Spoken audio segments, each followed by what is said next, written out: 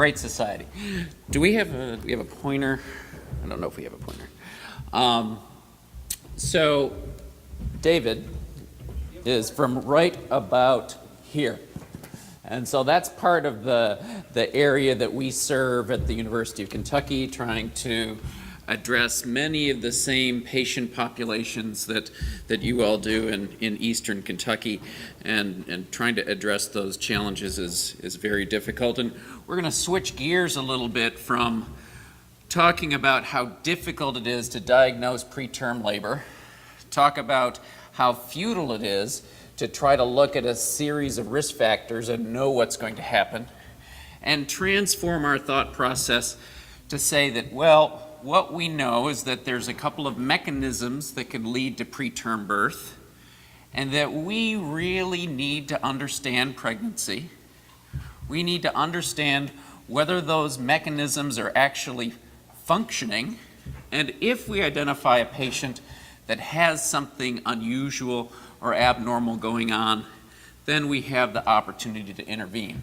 And progesterone is the first intervention in the history of obstetrics that has been shown to reduce the rate of preterm birth in large randomized trials that we hold as the gold standard of evidence.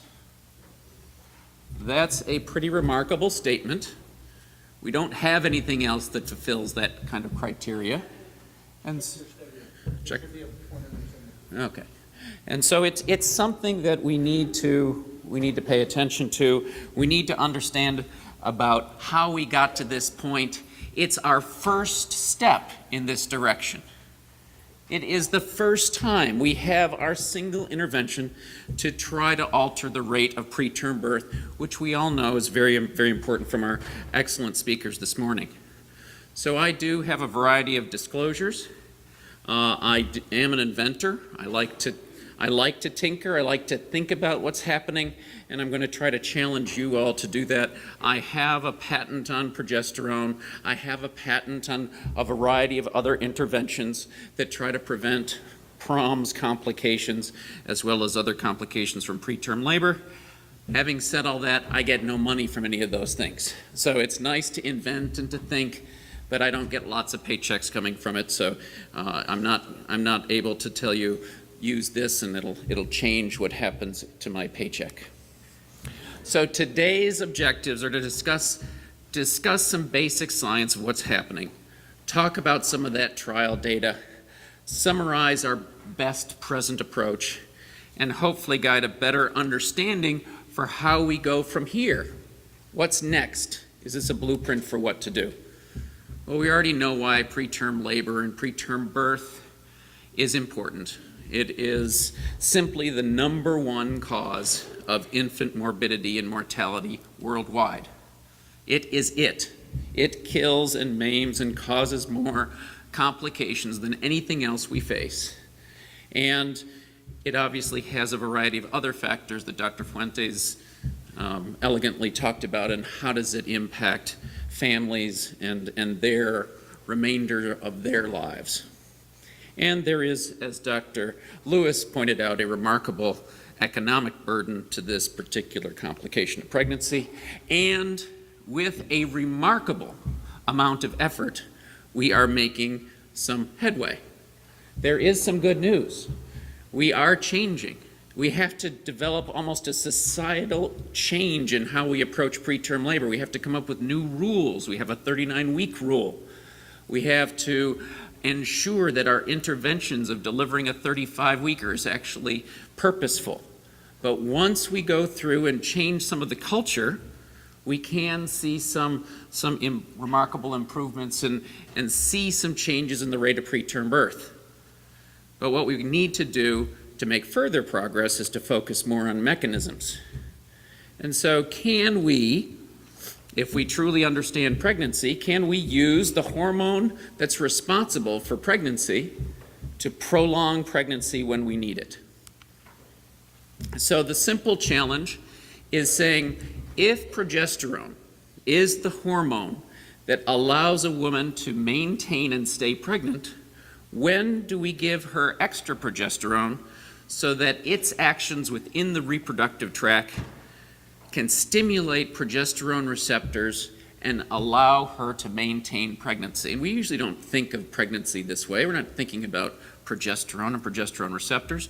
But if we're ultimately going to change the outcome, we have to get more knowledgeable and think more about what's going on. Now, these are the two progestogens, the class of medication. These are the two drugs that we currently use to try to alter the rate of preterm birth. And this is classic progesterone. It's got a precursor, same kind of building block that comes from cholesterol, which is not a bad use of cholesterol to create the hormone of pregnancy. And then this is 17-hydroxyprogesterone caproate. And that caproate moiety is a 6-carbon ester that sits at the 17 position of this this backbone, and it allows this drug to stay in the system for much longer than progesterone does. We'll look at another slide. This one stays in for about 16 days. This one stays for about 5 minutes. So the value of this medication is that it allows that medication to be around for a lot longer interval of time. So it's kind of a scary slide, but I always like thinking about this a little bit more. This is cholesterol. It's not, again, a bad molecule. It's essential for life. Too much of it can be bad, but it has its purpose. And its purpose is that the building blocks for a remarkable number of hormones that perform a remarkable number of functions. The first thing that cholesterol can get turned into is progesterone. I always like that hierarchy. The first great hormone you're going to make is the hormone responsible for our reproduction. And so you can take progesterone, or take cholesterol, and you can convert it with a couple of enzymes, and you can make progesterone. What you can't do is take 17-hydroxyprogesterone caproate and cleave this little bond here and then convert it into progesterone or into any other progestogen. This is a unique molecule. It doesn't get converted into any of these natural hormones that have some effects on progesterone receptors. Now, you can also, after you pass through this pathway, you can create some other important hormones, androgens. I think the guys in the room will think that's a good hormone. Estrogens, the women in the room will say that's a good thing. And then you have these other classes of hormones, of glucocorticoids and mineralocorticoids. But the first thing that happens, the first emphasis is on creating the hormone that's responsible for our reproduction. Now, what happens? What's the amount of progesterone that's around in a normal pregnancy? What's happening with this placenta during the course of pregnancy that makes that hormone level change and rise and gives us all these other symptoms of fatigue, breast tenderness, all the other impacts that we have to deal with? Well, there is just a dramatic change in progesterone during the course of pregnancy.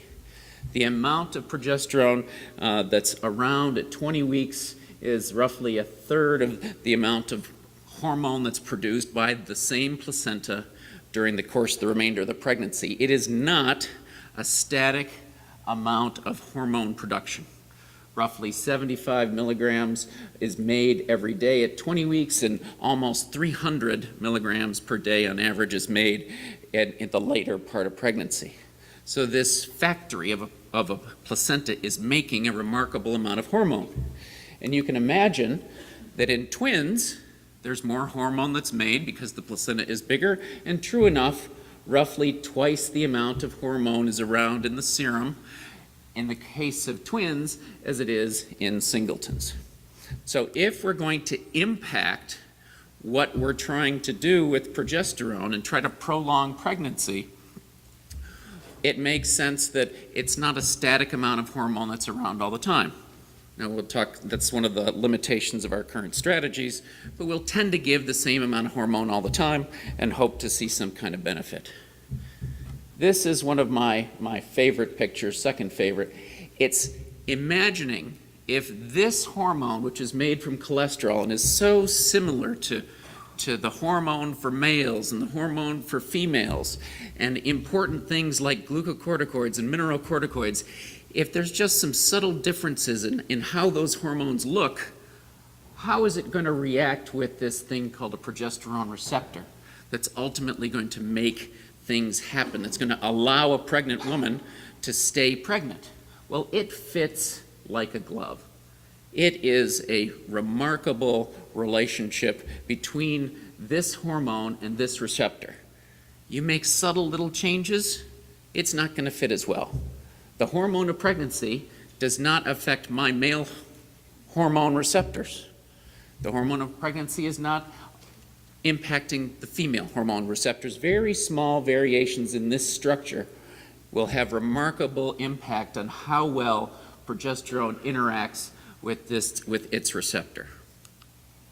Now, once progesterone reacts with its receptor inside the nucleus of a cell, whether that cell is the muscle cell that's contracting, or whether that cell is the membrane cell that has the fetal fibronectin, or it's in the cervix, wherever it is, wherever those receptors are, then those receptors pair up.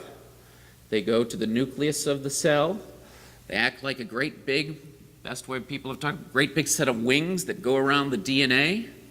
And then they start making that DNA churn out its products, change the instructions for how that cell is going to function, and then hopefully those functions will all be directed towards enhancing and maintaining a pregnancy.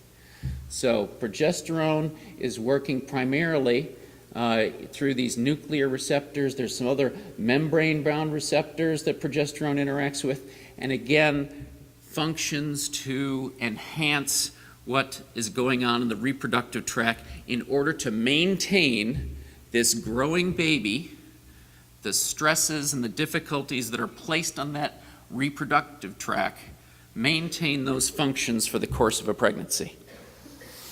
So progesterone is bound, goes in the serum, moves over to these receptors that are present within the cells in the reproductive tract, and then it ultimately is degraded by the liver.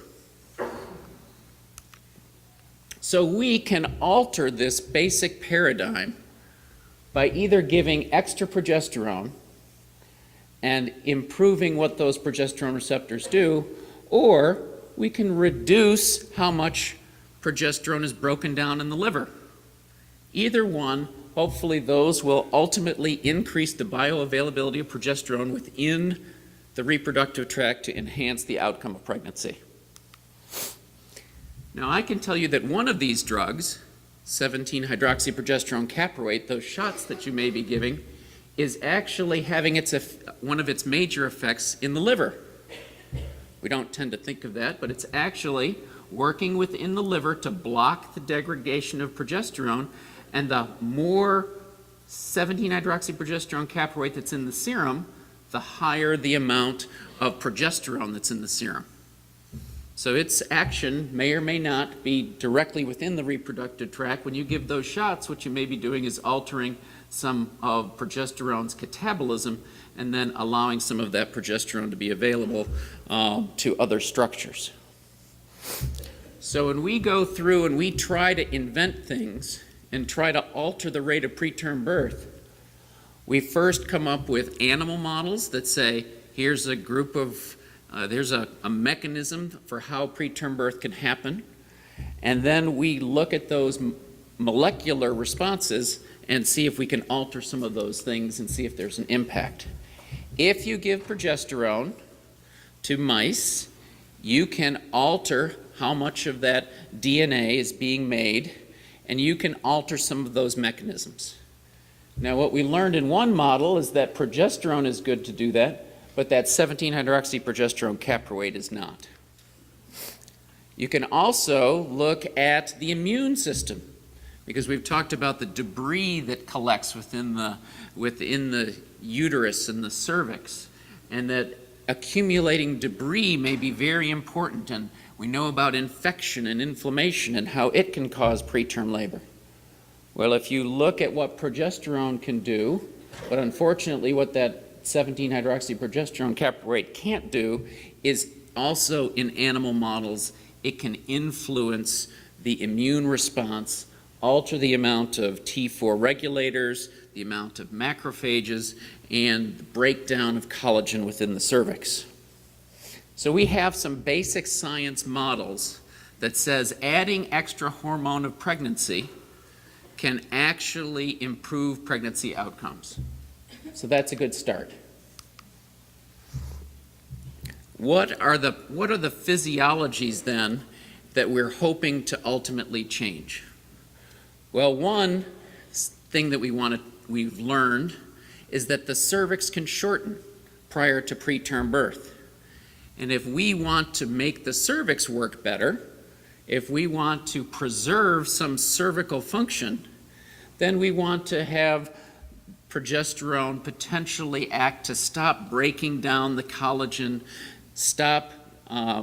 also have progesterone hopefully stop some of those bacteria from ascending, create a better barrier, and try to preserve cervical integrity. So one of the primary goals for giving extra progesterone is to improve the performance of the cervix. We've also talked about whether or not we would want to stabilize or minimize how the decidua could act in trying to prevent or trying to initiate preterm labor. When that fibronectin is released and there's some separation of the membranes from the underlying decidua, could progesterone potentially influence that kind of mechanism for preterm birth? We all have talked about preterm contractions. We've dealt with them for years. If we have a quieter cervix, and a quieter uterus, will that allow us to prevent preterm birth? And finally, the membranes, is there something we can do if we can trigger some of the progesterone receptors that are in membranes? Can we try to make those stronger? Can we prevent them from weakening further? So let's look at some of the study results from that.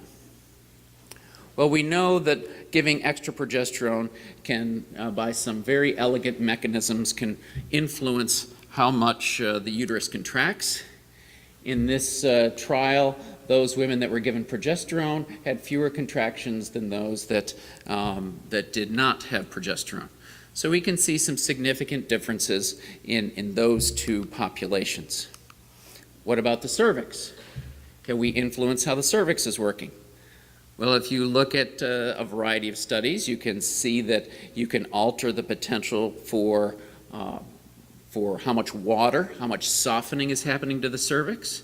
And you can, on a molecular level, you can look at whether inflammatory reactions are happening more with the use of progesterone. We can show some nice pictures that progesterone mediates how the cervix is changing and ripening and what it's ultimately doing. In this study, this is one of our studies that we've done with Dr. Adair and Dr. Lewis, we looked at cervical length over time, and that women that were given progesterone had less cervical change between approximately 20 weeks of pregnancy and 28 weeks of pregnancy when they were given progesterone over that interval compared to those women that were given placebo.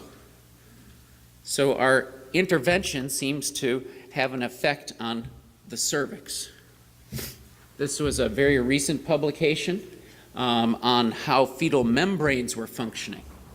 And so if you took fetal membranes from C-sections and you exposed them to a variety of agents that could result in having membranes weaken and ultimately rupture easier, if you gave progesterone, you mitigated some of those effects. So that progesterone seems to also have an effect on membrane degradation or membrane weakening. So we have a drug that's been used in animals that has an effect in humans, can reduce the rate of cervical change, can potentially make membranes stronger, Now, how are we going to show that it works? How are we going to show that this intervention is something that you should do? Well, we have to know what the rules of the game are for proving something is effective. And that, in 2016, is something called the GRADE guidelines.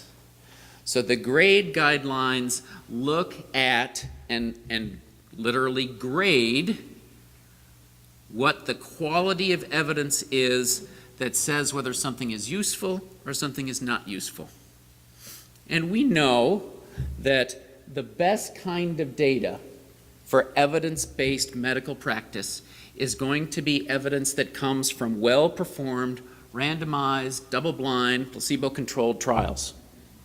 And we know that those kinds of results of studies that come from observational studies are not going to have the same reliability and strength for evidence. So the quality of evidence is graded. And if you have inconsistent results, then the quality of evidence decreases. If you have a large effect, then the quality of evidence can actually increase. So we have some rules by which to gauge some of our study results before we propagate some of our guidelines through toolkits and protocols. Now, the strength of the recommendation comes from the quality, and we consider a strong recommendation or a weak recommendation depending upon other factors, including not just the quality, but whether the balance is better than the risks. So I'm going to be talking later today about risks that happen with any intervention, because whenever we talk about moving something into practice for everyone to do, it's always a balance of benefit versus risk. Look at the quality, how important is it to prevent preterm birth, and what are the costs that are associated with the treatment. And so most of the time, you get this fancy big chart, but we want a strong recommendation with consistent evidence that says that there's a benefit. Frequently, we're left with some inconsistent results, unfortunately, because we still don't know enough about the process of preterm birth. So we're going to come up now with treatment strategies. And this is a fundamental question in trying to prevent preterm birth. We've utilized prophylactic strategies in the past. We've tried to say, who is going to deliver a baby again? Those with a history of prior preterm birth, those with multiples, those that are African American, those that have lower socioeconomic status, all the things that Dr. Lewis showed us that are risk factors. Well, if we use those risk factors and gave people medications, we know that that's going to be exposing a lot of women to an intervention in which many women won't deliver preterm.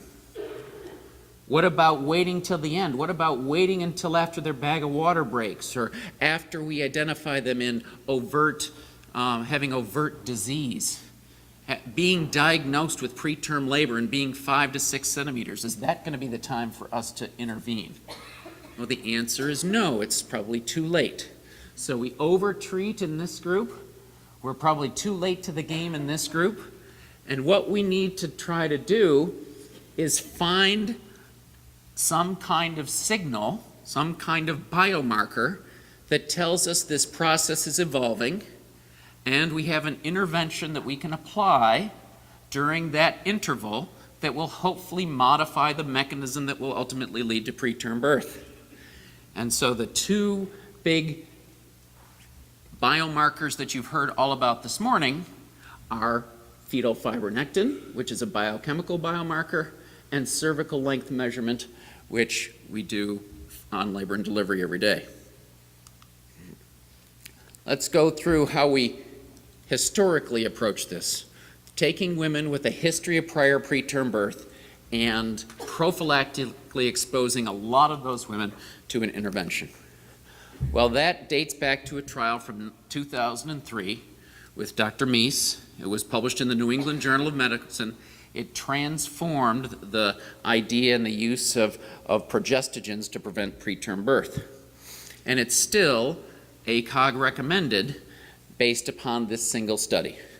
This group of investigators took 463 women with a history of prior spontaneous preterm birth, and they randomized them in a 2-to-1 ratio. And twice as many women got the intervention as those that were in the placebo group. The rate of preterm birth in the placebo group was an astonishingly high, approximately 55%. That's not going to be the rate when we move this kind of intervention into and translate it into clinical practice, because this rate was higher than almost any other study or trial that looked at rates of recurrent preterm birth. But having said that, in this select, highly motivated group of women that blazed the way, that said they don't want to deliver their baby early, maybe there was a fair proportion of these women that had very early preterm births or that had multiple preterm births. But this group of highly motivated women, we showed a significant reduction in the rate of early preterm birth, less than 35 weeks, and that study launched our interests in trying to give progesterone or progestogens to reduce the rate of preterm birth. Now we're going to talk about survival curves a little bit, and what you want to do is stay pregnant longer. This is the survival curve from the Meese trial, and unfortunately this is not the classic kind of survival curve that you want to see to say that something's effective. Usually if you say something's effective from the start to the time that you give it, you see separation of the curves. The curves are all for benefit. Here you have this event called a crossover. It is not the cleanest kind of depiction that your intervention is definitively working for all of the population. It actually raises the question whether there's a safety issue involved with this intervention. Now, the trial that I alluded to earlier was one that we published that was, up until last week, the largest study of its kind for trying to prevent preterm birth with progesterone. And we also took women with a prior preterm birth and tried to give them vaginal progesterone. And unfortunately, for our primary outcome, which is trying to reduce the rate of early preterm birth less than 32 weeks, we did not see the same kind of benefit as the people in the Meese trial did. And our survival curves looked like there wasn't much difference between whether you started giving women progesterone or you didn't. But what we know right now for women with a prior preterm birth is that having multiple studies, having that best grade in which you get consistent, reliable response to whatever your drug or your intervention is, that currently is lacking for the use of progesterone or for 17-hydroxyprogesterone caproate for your injections. We don't have repeated, consistent, reliable results. And there's a big, large confirmatory trial that is underway, and it's got 1,200 of about approximately 1,700 patients that have been enrolled thus far. So knowing for sure that progesterone works in women with a history is still something that is being debated. Now, how about those with a history of even earlier preterm birth? Well, if you look at women that delivered at less than 28 weeks, some of those highest risk women, the Meese trial showed benefit and reduced the rate of preterm birth in that subpopulation.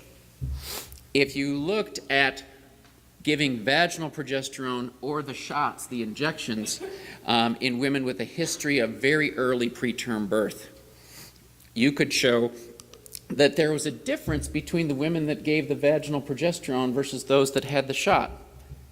Women that had vaginal progesterone stayed pregnant longer, and their babies were in the NICU less often. And that these two curves demonstrated that the vaginal progesterone actually worked better than the shots. So it wasn't in our study that it was potentially just an issue of what's going on with our drug not being the right kind of drug. Progesterone is progesterone. It's the hormone that alters pregnancy. It just happens to be that there's probably some differences in the populations that we're studying that we still don't understand adequately.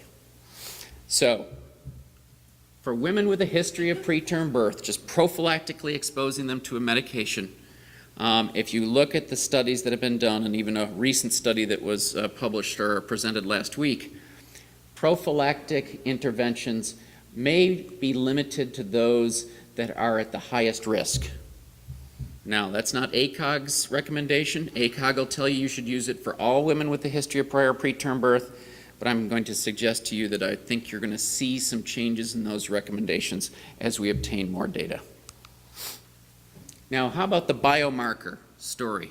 How about the short cervix story? And this is the biomarker that's been consistently or more consistently evaluated as a short cervix. There's a new study that's just got presented again within the last month that they looked at people that were fetal fibronectin positive. But right now, the data, as best we can tell, tends to say that we can see some successes and utilizing this therapy when we see something ongoing that's wrong in the current pregnancy. Checking a cervix and checking a cervical length between 18 and 24 weeks gives us the opportunity to evaluate whether something pathologic is brewing. And these studies demonstrate that there can be some benefit by giving vaginal progesterone to those women that have some process that we can identify. Now, when we looked at our large study and we didn't see an effect just based on history, but we looked at those women and looked at their cervical length, those women that had shorter cervical lengths, the progesterone worked. So it wasn't the history that you were treating. You weren't treating what happened to a woman X number of months ago. What you were treating is if you saw signs of something unusual that was happening. And we could see that kind of benefit, and the shorter you looked at the cervix, the more separation there was and the better the treatment response was to your intervention of progesterone. Now, that observation was accompanied by a very large trial that was done in Europe, in which they took women with a short cervix of less than 15 millimeters, and they gave those women with a short cervix progesterone or placebo. And they demonstrated a remarkable reduction in the rate of preterm birth when they looked at that cervical length and initiated that therapy. And again, this is those survival curves, and these two are separated, and it demonstrated a benefit for the use of progesterone. Another large study that was done, this one called the Pregnant Trial, took approximately 465 women and randomized them, gave them, those women that had a short cervix between 20 and 10 millimeters, and looked at their outcome after they did a randomized, double-blind, placebo-controlled trial, the best kind of evidence we can generate. And they showed a significant reduction in the rate of early preterm birth. And we could see several at less than 28 weeks, there was a significant reduction. At less than 32 weeks, at less than 34 weeks, there was important, significant reductions in the rate of early preterm birth when you saw the cervix shortening and intervened with the hormone of pregnancy. This is the survival curve, just to make sure that you can see that from this study. And again, the curves showed a separation and an approximately 45% reduction in the rate of early preterm birth with this kind of interventional strategy. Now, the same is not true of in the limited amount of studies that have been done with the injection, 17-hydroxyprogesterone caproate, utilized in women with a short cervix, particularly those with the shortest cervical length, did not demonstrate a benefit. For women that had a cervical length, they studied a lot of women with a cervical length of less than 30 millimeters. They didn't see anything for a treatment benefit. Even for the subpopulation that had the shortest cervical lengths, less than 15 millimeters, they didn't see a benefit from intramuscular progesterone or 17-hydroxyprogesterone caproate. And that's the result of that trial, with not demonstrating a difference. So putting the data from all the studies of a short cervix together, Dr. Romero and a few of us got together and tried to combine all this information. And the information was that if you had a woman with a short cervix and your goal was to try to reduce the rate of preterm birth less than 33 weeks in a group of women that were asymptomatic, If you just measured their cervical length early in the mid-trimester, you could reduce almost 40% of the cases. You could eliminate 4 out of 10 women that you could avoid having that early of a preterm birth with. And the number needed to treat, which is what Dr. Lewis was referring to, was roughly between 14 and 22. So that's not an exorbitant number of women that you're exposing to try to prevent that kind of important outcome as the complications of prematurity.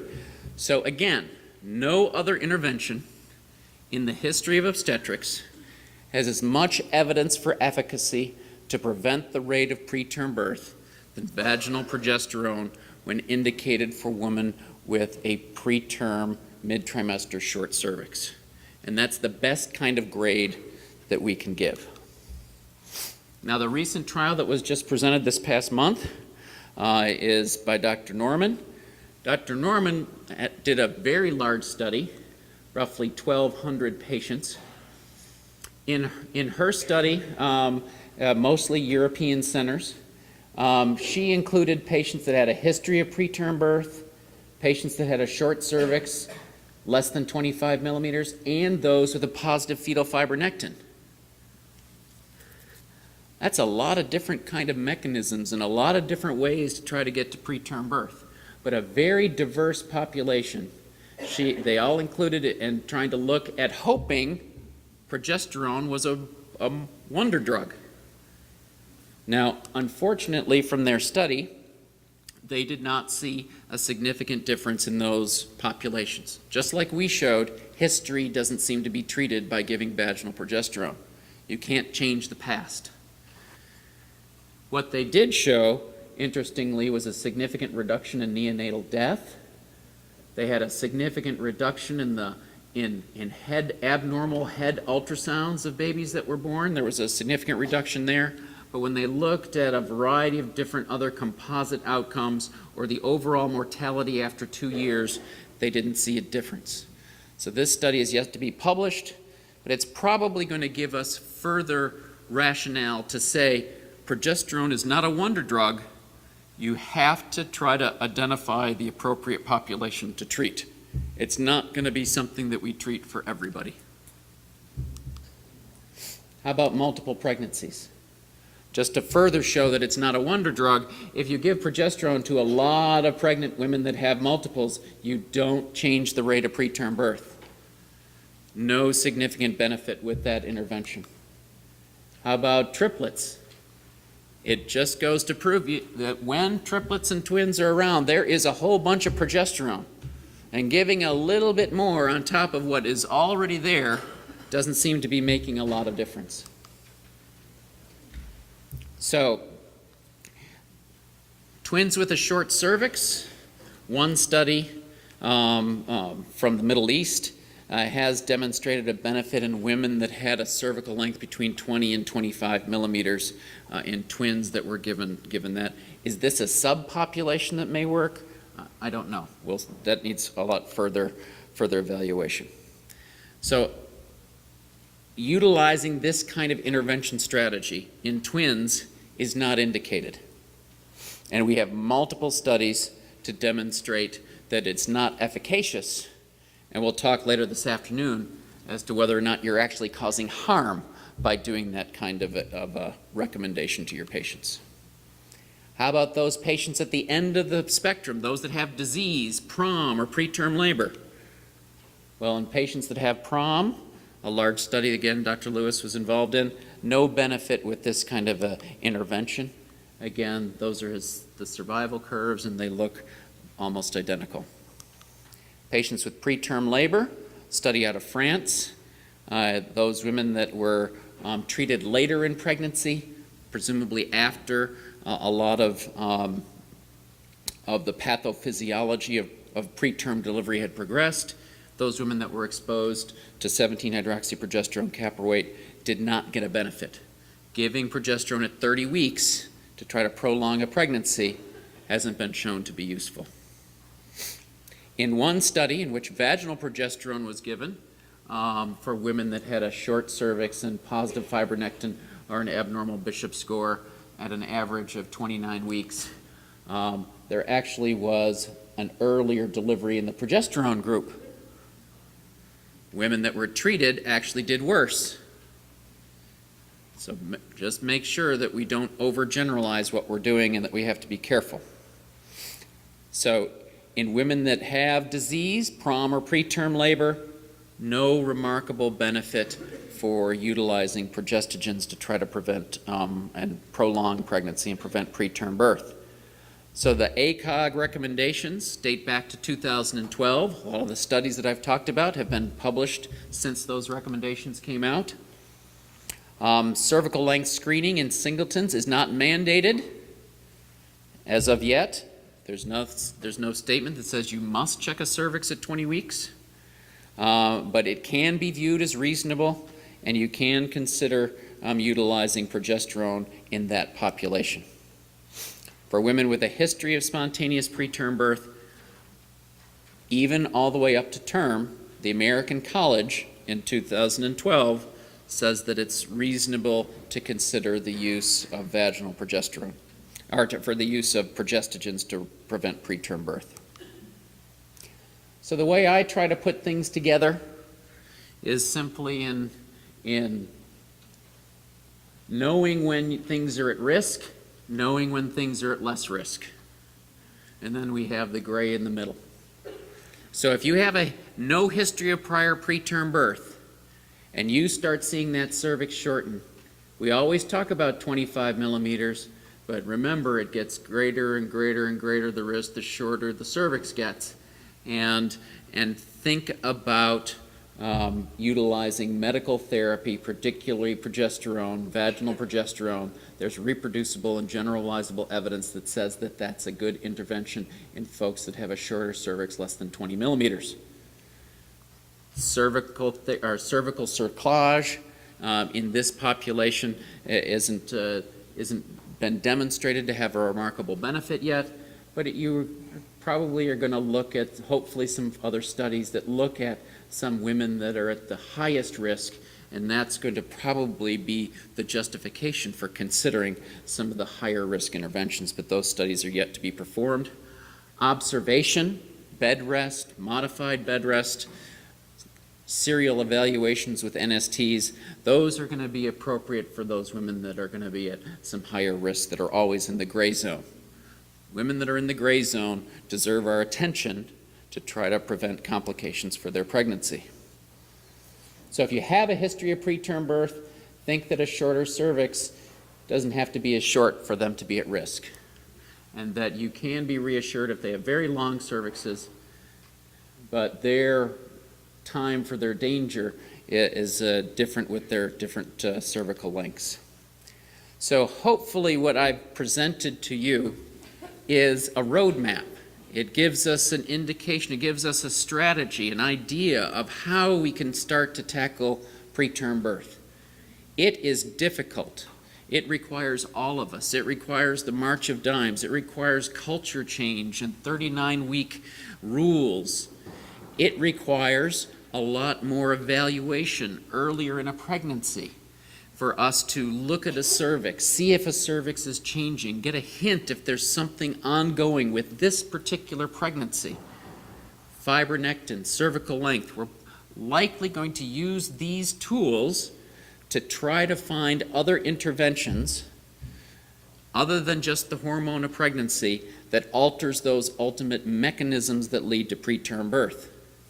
But we have to start thinking about those possibilities instead of on the labor hall when she presents at 32 weeks at 5 centimeters. We have to think of those as what's evolving, what's happening at 20, 24, earlier in pregnancy to try to prevent some of those outcomes. And then ultimately we'll have to do some very well-designed studies that match the intervention with what we see with a biomarker and have multiple studies demonstrate benefit so we can have confidence that when I or anybody else stands up here, they can say, you should think about instilling or instituting this into your practice day in and day out. You should look at cervical lengths day in and day out to try to prevent this problem as much as what to do once they get to labor and delivery and have complications of ruptured membranes or advanced preterm cervical dilatation. So I think with that, I'll stop and we can move on to the next slide.